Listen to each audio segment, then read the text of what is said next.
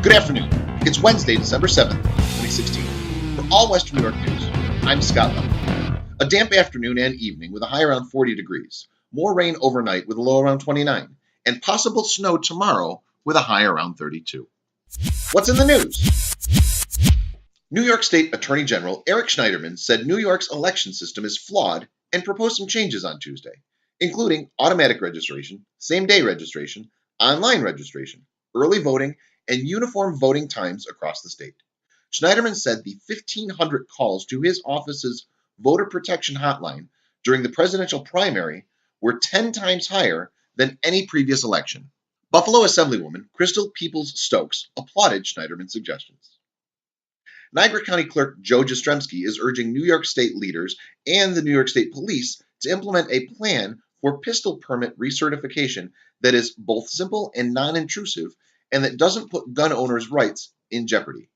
Jastrzemski took the opportunity to take a shot at the New York SAFE Act and said there is still no launch date for the pistol permit recertification website.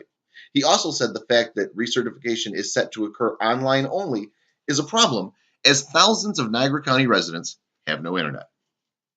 The Niagara County SPCA, Niagara County Sheriff's Office, and New York State Department of Environmental Conservation raided a BB Road home in Wilson Tuesday evening, where they say they found hundreds of animals, many of which were dead. Among the animals reportedly found at the residential home were snakes, birds, rats, chickens, and one wild fox, the reason the DEC was there.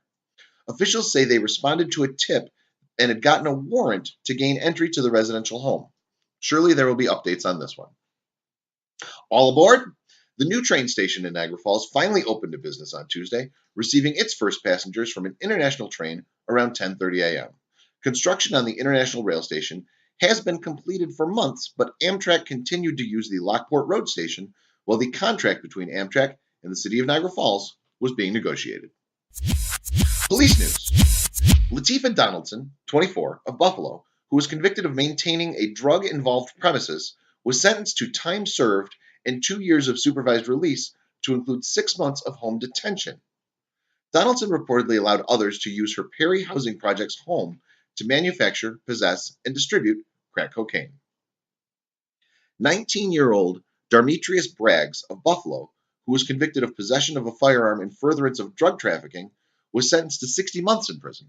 Police say the firearm recovered by officers last November resembles a firearm the defendant posed with multiple times on social media websites. Laverne Palmer, also known as Poogaloo, 26, of Buffalo, pleaded guilty Tuesday to committing multiple bank robberies. Prosecutors say that on 6 different dates, the defendant robbed or assisted in the robbery of First Niagara and Key Bank branches located in Lancaster, Depew, and the city of Buffalo. 23-year-old Tariq Brown of Buffalo, who was convicted of RICO conspiracy in connection with the May 12, 2012 shooting in Martin Luther King Park that left Marquay Lee dead and 4 other individuals wounded, was sentenced to 22 years in prison. 2 of the injured persons suffered permanent injuries. 1 victim is now a paraplegic, and another was blinded in one eye. A 30-year-old Lancaster man was charged with driving while intoxicated on Friday following a September 25th crash on Mount Monroe Road in New Hudson. According to New York State Police, Mark Settlemeyer consented to a blood draw for testing in the hospital following the September crash. Test results indicated his blood alcohol content was 0.16%. A 47-year-old Bolivar man was charged Thursday with driving while intoxicated following a traffic stop on State Route 275 in Richburg. According to New York State Police, John H. Fisk was stopped after a license plate reader indicated the vehicle's registration was suspended. While interviewing Fisk, they determined him to be intoxicated. A blood alcohol content was conducted, and it was found to be 0.11%. Sports. Evander Kane scored the Sabres' first and third goals Tuesday night, leading the Buffalo Sabres to victory over the Edmonton Oilers at KeyBank Center. Brian Giunta scored 3 minutes and 8 seconds after Kane's first period goal, followed by 3 goals by Edmonton. With the game tied, Rasmus Ristolainen scored the overtime game winner on the power play just 57 seconds into the extra period. Ryan O'Reilly and Jack Eichel assisted on the game-winning goal. The Sabres play again on Friday when the Washington Capitals visit Buffalo. Death notices. Margaret Louise Dixon Berry died Friday at age 98.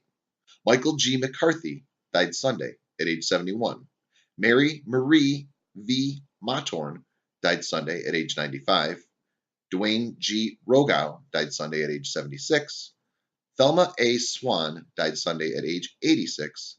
And Monica L. Radowski Lenz died Monday at age 72. Santaland will return to Chestnut Ridge from 11 a.m. to 3 p.m. this Saturday and Sunday, complete with hayrides, arts and crafts, face painting, marshmallow roasting, wood cutting, and more. The casino's concession stand will also be open during the event, offering food and drink for sale. And Santaland is designated a 2016 Toys for Tots drop-off site. So if you feel like going to Orchard Park this weekend, there's your due. Speaking of Santa, we added more Christmas music to our Christmas playlist yesterday. If you're in the holiday spirit and want to listen local, check out All Western New York Radio tonight and every night at 8 p.m. That's allwesternnewyorkradio.com and click listen.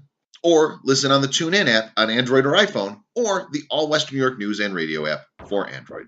That's the news. For All Western New York News, I'm Scott Leffler. Have a great day.